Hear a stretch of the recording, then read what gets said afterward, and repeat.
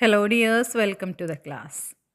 നമ്മുടെ ഒന്നാമത്തെ പാഠത്തിൻ്റെ രണ്ടാമത്തെ ഭാഗമാണ് നമ്മൾ ഇന്ന് എടുക്കുന്നത്. അരികെ അകലെ. യാത്ര അകലത്തുള്ളവയെ അരികിലെത്തിക്കും, അത് കൗതുകം പകരും. എന്നാൽ യാത്രയിൽ കാത്തിരിപ്പിൻ്റെ നോവും നൊമ്പരവുമുണ്ട്. എങ്ങനെ? നമുക്കൊരു കവിത പഠിക്കാം. കാത്തിരിപ്പ്. എൻ മകൻ എന്തുപോൽ വാരാഞ്ഞു തോഴി, ചൊല്ലിന്നലെ ഇന്നേരം വന്നാനല്ലോ. കാലികൾ കാണാഞ്ഞു കാട്ടിൽ നടക്കുമ്പോൾ, കാൽ തന്നിൽ മുള്ളു തറച്ചില്ലല്ലീ. കായ്കളെ കൊള്ളുവാൻ പാഴ്മരമേറിയിട്ടു കാനനം തന്നിലെ വീണാനോ താൻ. ചാലെത്തടുത്തു തെളിക്കുന്ന നേരത്തു കാലികൾ കുത്തിക്കുതർന്നില്ലല്ലീ. കാനനം തന്നിലെ നൽവഴി കാണാഞ്ഞു ദീനനായി നിന്നങ്ങുഴന്നാനോ താൻ. സഞ്ചരിച്ചിടുമ്പോൾ വൻപുലി തന്നാലെ വഞ്ചിതനായാലോ ചൊല്ലുതോഴി. പിള്ളേരുമായി പിടിച്ചു കളിക്കുമ്പോൾ അല്ലലായി വീണു കിടന്നാനോ താൻ. ചോറെല്ലാം മാറിച്ചമഞ്ഞു തുടങ്ങുന്നു നീറുന്നിതുള്ളവും പിന്നെ പിന്നെ.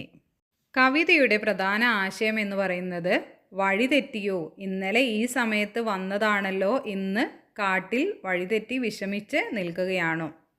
പിന്നെ മുള്ളുകൊണ്ടോ, പശുക്കളെ തിരഞ്ഞു നടക്കുമ്പോൾ കാലിൽ മുള്ളു തറച്ചോ, മരത്തിൽ നിന്ന് വീണോ, പഴം പറിക്കാൻ മരത്തിൽ കയറിയപ്പോൾ താഴെ വീണോ, പശുക്കൾ കുത്തിയോ, പശുക്കളെ ഓടിക്കുന്നതിനിടയിൽ അവ കൃഷ്ണനെ കുത്തി പരിക്കേൽപ്പിച്ചോ, പുലി പിടിച്ചോ, കാട്ടിലൂടെ വരുമ്പോൾ വല്ല പുലിയും ആക്രമിച്ചോ, കളിയിൽ വീണോ, കൂട്ടുകാരോടൊപ്പം കളിക്കുമ്പോൾ വീണ് പരിക്കേറ്റോ. ഇതൊക്കെയാണ് അമ്മയുടെ സങ്കടം. അതുകൂടാതെ സമയം വൈകി ഇരുട്ടാകുന്നു, ഭക്ഷണം മാറി തണുക്കുന്നു, മകൻ വരാത്തതിനാൽ അമ്മയുടെ മനസ്സ് ആകെ നീറുകയാണ്.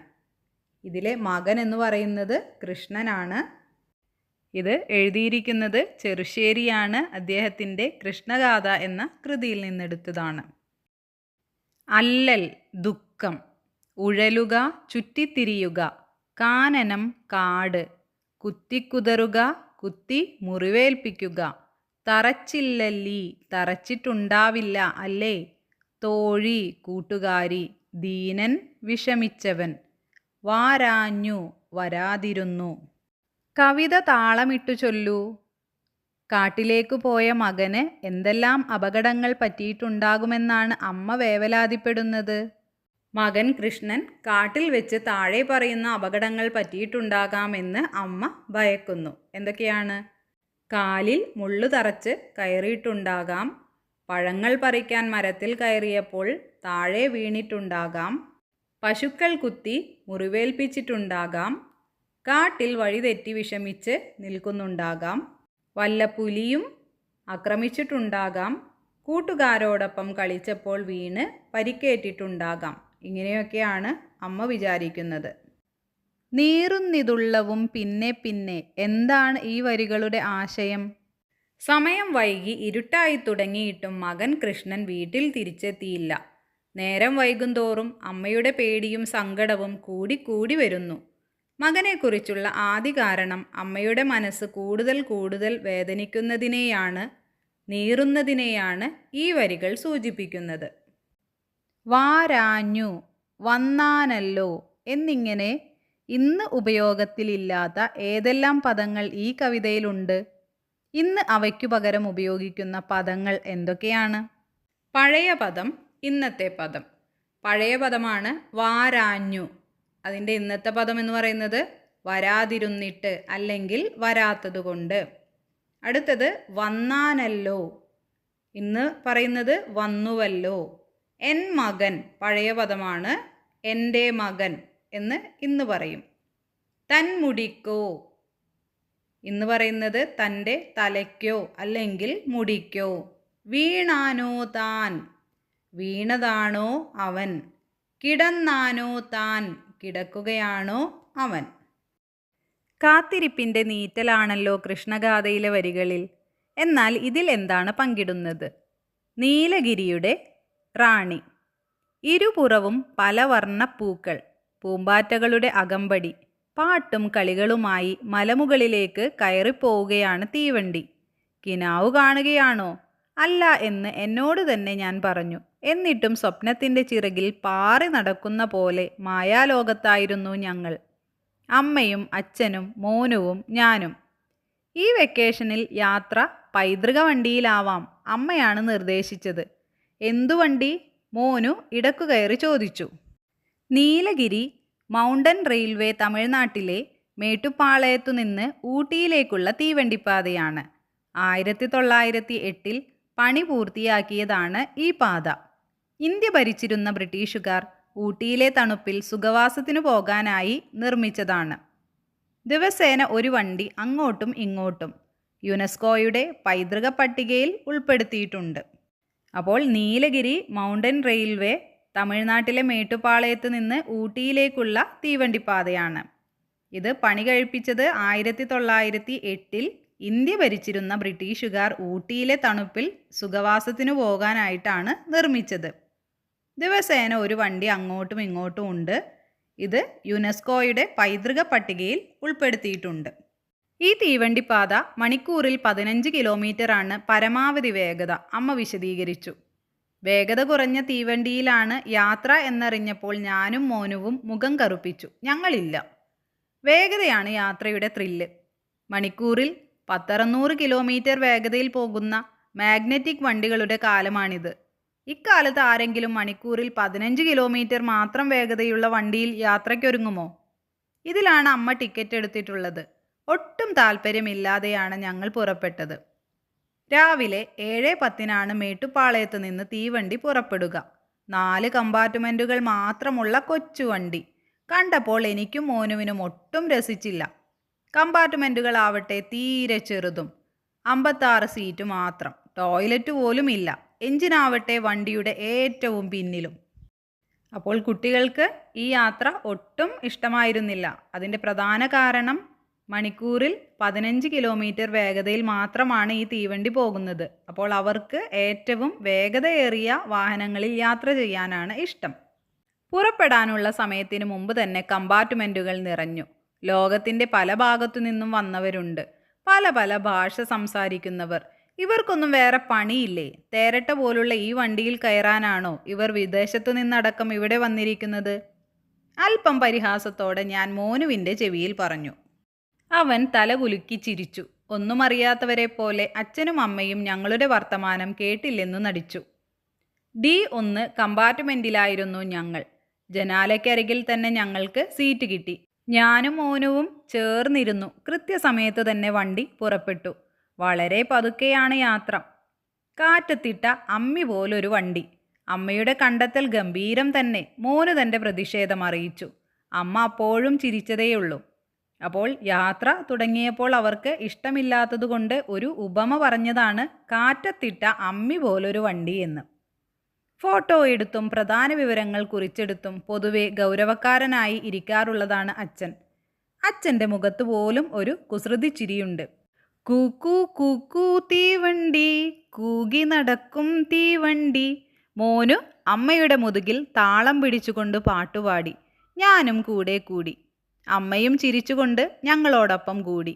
ഏതാണ്ട് 20 മിനിറ്റ് കഴിഞ്ഞപ്പോഴേക്കും ആദ്യ സ്റ്റേഷനെത്തി. കല്ലാർ. അച്ഛനോടൊപ്പം ഞങ്ങൾ പുറത്തിറങ്ങി. വളരെ വീതി കുറഞ്ഞ പാളങ്ങളാണ്. ഇത് നാരോ ഗേജ് പാതയാണ്, അതായത് വീതി കുറഞ്ഞ തീവണ്ടിപ്പാത. അച്ഛൻ വിശദീകരിച്ചു. ഈ വണ്ടിക്ക് മലമുകളിലേക്ക് കയറാൻ സാധാരണ പാളങ്ങൾ മാത്രം പോരാ. അപ്പോൾ ഈ വണ്ടിയുടെ പാളങ്ങൾ എന്ന് പറയുന്നത് നാരോ ഗേജ് പാതയാണ്, അതായത് വീതി കുറഞ്ഞ തീവണ്ടിപ്പാത. കാരണം എന്താണ്? ഈ വണ്ടിക്ക് മലമുകളിലേക്ക് കയറാനുള്ളതാണ്. അതിന് സാധാരണ പാളം മാത്രം പോരാ. പാളങ്ങളുടെ നടുവിൽ ഘടിപ്പിച്ചിട്ടുള്ള റാക്ക്. വണ്ടിയിലെ പൽചക്രങ്ങളിൽ കൊളുത്തിയാണ് വണ്ടി മുകളിലേക്ക് കയറുന്നത്. പർവ്വത പ്രദേശങ്ങളിൽ ഇങ്ങനെ പല്ലുകളുള്ള തീവണ്ടിപ്പാതയുണ്ടായാലേ വണ്ടിക്ക് മല കയറാനാവൂ. ഏഷ്യയിലെ ഏറ്റവും കുത്തനെയുള്ള തീവണ്ടിപ്പാതയാണ് നീലഗിരി മൗണ്ടൻ റെയിൽവേ. അപ്പോൾ പാളങ്ങളുടെ നടുവിൽ ഘടിപ്പിച്ചിട്ടുള്ള ഒരു റാക്ക്. വണ്ടിയിലെ പൽചക്രങ്ങളിൽ കൊളുത്തിയാണ് വണ്ടി മുകളിലേക്ക് കയറുന്നത്. പർവ്വത പ്രദേശങ്ങളിൽ ഇങ്ങനെ പല്ലുകളുള്ള തീവണ്ടിപ്പാതയുണ്ടായാലേ വണ്ടിക്ക് മല കയറാനാവൂ. ഏഷ്യയിലെ തന്നെ ഏറ്റവും കുത്തനെയുള്ള തീവണ്ടിപ്പാതയാണ് നീലഗിരി മൗണ്ടൻ റെയിൽവേ.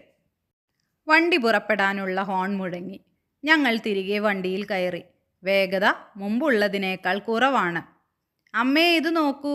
കൂറ്റൻ മരങ്ങളിലൂടെ ചാടി നടക്കുന്ന കുരങ്ങുകൂട്ടത്തെ നോക്കി മോനു അമ്മയെ തോണ്ടി വിളിച്ചു. എനിക്കും പുറത്തുനിന്ന് കണ്ണെടുക്കാനായില്ല. മരങ്ങൾക്കിടയിലൂടെ ഓടി മറയുന്ന മുയലുകൾ, പൂത്തു നിൽക്കുന്ന ചെടികൾ, പൂക്കളിൽ നിന്ന് തേൻ നുകരുന്ന പലവർണ്ണ പൂമ്പാറ്റകൾ, അരുവികൾ പാടുന്ന പാട്ടിനൊപ്പം നൃത്തം വയ്ക്കുന്ന പൂമരങ്ങൾ. ഒരു മഞ്ഞ പൂമ്പാറ്റ മോനുവിൻ്റെ കൈത്തണ്ടയിൽ വന്നിരുന്നു. അവൻ അതിനെ നോവിക്കാതെ ഒരുമ്മ കൊടുത്തു. എത്ര പെട്ടെന്നാണ് പ്രകൃതി ആകെ മാറിയത്! ഇത്ര ചന്തമുള്ള കാഴ്ച ഞാൻ ഇതേവരെ കണ്ടിട്ടില്ലായിരുന്നു. കുന്നുകൾക്കിടയിലൂടെയാണ് പൈതൃക വണ്ടിയുടെ യാത്ര. ഇപ്പോൾ നാം പോകുന്നത് 100ാമത്തെ പാലത്തിലൂടെയാണ്. ഞാൻ എണ്ണിയിരുന്നു. മോനു അത്ഭുതം മറച്ചുവെക്കാതെ വിളിച്ചു പറഞ്ഞു. തൊട്ടടുത്തിരുന്ന ഒരു വിദേശി അവനു നേരെ കൈനീട്ടി. 100 ബ്രിഡ്ജസ്. അയാൾ മനസ്സിലായി എന്ന മട്ടിൽ തലയാട്ടി. ഈ പാതയിലാകെ 280 പാലങ്ങളുണ്ടത്രേ. 16 തുരങ്കങ്ങളും 108 വലിയ വളവുകളും പിന്നിട്ടാണ് വണ്ടിയുടെ യാത്ര. അപ്പോൾ ഈ പാതയിൽ 280 പാലങ്ങളുണ്ട്. അതുപോലെ തന്നെ 16 തുരങ്കങ്ങളും 108 വലിയ വളവുകളും ഉണ്ട്. അഡർലി എന്ന സ്ഥലത്ത് വണ്ടി നിർത്തി. ഇവിടെ മുമ്പൊരു റെയിൽവേ സ്റ്റേഷൻ ഉണ്ടായിരുന്നത്രേ. ഇപ്പോൾ അത് പ്രവർത്തിക്കുന്നില്ല. കാട്ടാന ശല്യമാണ് കാരണം. ഏതായാലും ഇപ്പോഴും വണ്ടിയിൽ വെള്ളം നിറയ്ക്കുന്നത് ഇവിടെ നിന്നാണ്. ഞങ്ങൾ അമ്മയെയും അച്ഛനെയും കൂട്ടി പുറത്തിറങ്ങി.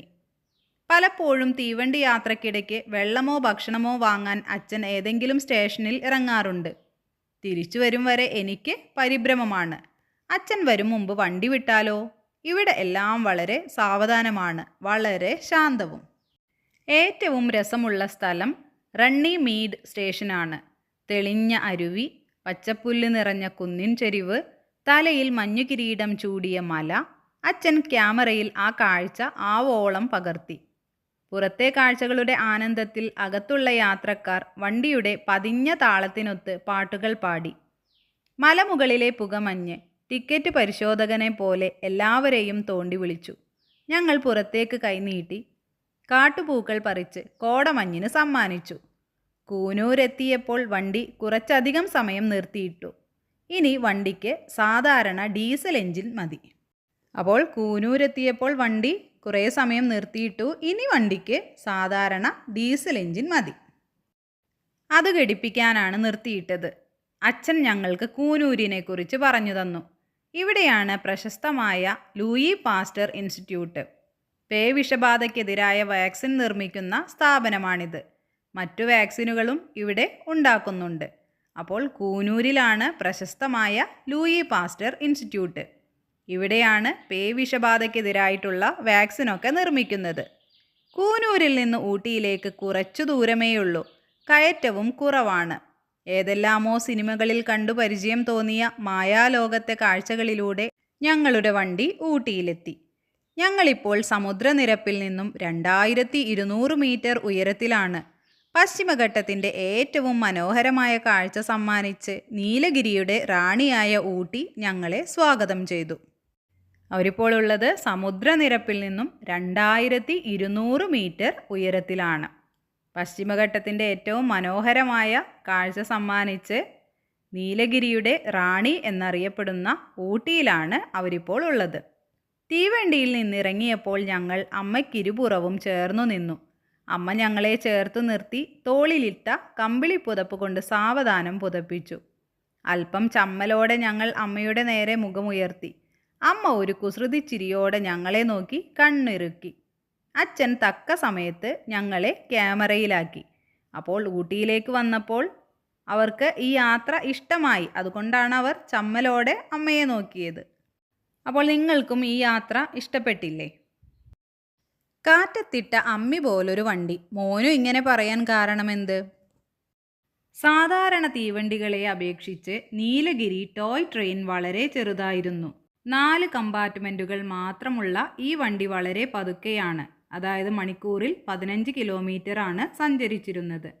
വണ്ടിയുടെ ഈ കുറഞ്ഞ വേഗതയെയും ചെറിയ വലിപ്പത്തെയും പരിഹസിച്ചാണ് മോനു അങ്ങനെ പറഞ്ഞത്. അല്പം ചമ്മലോടെ ഞങ്ങൾ അമ്മയുടെ നേരെ മുഖമുയർത്തി. എന്തുകൊണ്ടാണ് കുട്ടികൾ ചമ്മലോടെ അമ്മയെ നോക്കിയത്? ആദ്യം അവർ വണ്ടിയെ കളിയാക്കി. ഒടുവിൽ തണുത്തപ്പോൾ അമ്മയെ കെട്ടിപ്പിടിച്ചു. തങ്ങളുടെ കുസൃതി ഓർത്താണ് ചമ്മിയത്. നമ്മളും പലതരം യാത്രകൾ നടത്താറുണ്ടല്ലോ. നടത്തിയ ഒരു യാത്രയെക്കുറിച്ച് വിവരണം തയ്യാറാക്കും. എൻ്റെ മൂന്നാർ യാത്ര. കഴിഞ്ഞ ക്രിസ്തുമസ് അവധിക്കാണ് ഞാൻ കുടുംബത്തോടൊപ്പം മൂന്നാറിലേക്ക് യാത്ര പോയത്. പുലർച്ചെ തന്നെ ഞങ്ങൾ കാറിൽ പുറപ്പെട്ടു. മലമുകളിലേക്ക് കയറും തോറും തണുത്ത കാറ്റും മൂടൽ മഞ്ഞും ഞങ്ങളെ സ്വീകരിച്ചു. ഇരുവശങ്ങളിലും പച്ചപ്പട്ടുടുത്തതുപോലെ പരന്നുകിടക്കുന്ന തേയിലത്തോട്ടങ്ങൾ മനോഹരമായ കാഴ്ചയായിരുന്നു. Mattupetty dam, Eravikulam national park എന്നിവ ഞങ്ങൾ സന്ദർശിച്ചു. വരയാടുകളെ തൊട്ടടുത്ത് കാണാൻ കഴിഞ്ഞത് വലിയൊരു അനുഭവമായിരുന്നു. കോടമഞ്ഞും തണുപ്പും നിറഞ്ഞ ആ യാത്ര എൻ്റെ ജീവിതത്തിലെ ഏറ്റവും മറക്കാനാവാത്ത ഒന്നാണ്. ഈ യാത്രാ വിവരണത്തിന് എന്തൊക്കെ പ്രത്യേകതകളാണ് നിങ്ങൾക്ക് കണ്ടെത്താൻ കഴിയുന്നത്? ഒരു സ്ഥലത്തിൻ്റെ ചരിത്രപരവും ഭൂമിശാസ്ത്രപരവുമായ വിവരങ്ങൾ കൃത്യമായി നൽകിയിരിക്കുന്നു. പ്രകൃതി ഭംഗിയും കാഴ്ചകളും വായനക്കാരുടെ മനസ്സിൽ തെളിയുന്ന രീതിയിൽ വർണ്ണിച്ചിരിക്കുന്നു.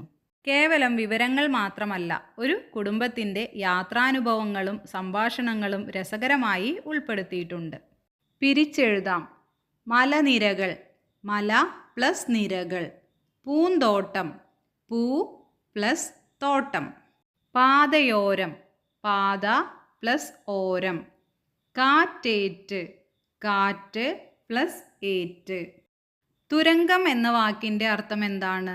മല തുരന്നുണ്ടാക്കിയ വഴി, ഗുഹ പോലുള്ള വഴി. അനന്തം എന്ന വാക്കിൻ്റെ അർത്ഥം പാഠത്തിൽ എങ്ങനെ വരുന്നു? അതിരില്ലാത്തത്. ശൈത്യം എന്നാൽ എന്താണ്? തണുപ്പ്. കുട്ടികൾ ഏതു വണ്ടിയിലാണ് യാത്ര ചെയ്തത്? കളിത്തീവണ്ടി, ടോയ് ട്രെയിനിലാണ്.